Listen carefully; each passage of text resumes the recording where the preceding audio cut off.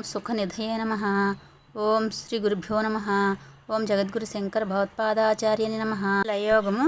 దీనికి చిత్తాన్ని ఏకాగ్రం చేసేందుకు నాదయోగమే ఉత్తమమని ఆచార్య స్వామివారు చెప్తున్నారు. శ్లోకం: సదాశివోక్తాని సపాద లక్ష లయావధానాని వసంతి లోకే నాదాన సంధాన సమాధిమేకం మన్యామహే మాన్యతమం లయానాం. తాత్పర్యము: సదాశివుడు 1,25,000 రకాల లయయోగాలు చెప్పాడు. వాటన్నిటిలోకి నాదాను సంధాన సమాధి ఒక్కటే ఉత్తమమైనదని మేము భావిస్తున్నాము. ఇక్కడ పరిభాష ప్రకారం యోగం అన్నా సమాధి అన్నా ఒకటే అర్థం. ఈ శ్లోకంలో ఆచార్య స్వామివారు చెప్పి నా యోగం పేరు నాదాను సంధాన యోగం. దీని సంగ్రహంగా నాదయోగమని, లయయోగమని, స్వరయోగమని కూడా వ్యవహరిస్తారు. నాదయోగం అంటే సంగీత ప్రక్రియ అనుకునే అవకాశం ఉంది. అందువల్ల నాదయోగం అంటే ఏమిటో ఆచార్య స్వామివారు స్వయంగా వివరిస్తారు. తర్వాత 3వ శ్లోకంలో. ఓం శ్రీ గురుభ్యో నమః. సర్వం శ్రీకృష్ణార్పణమస్తు.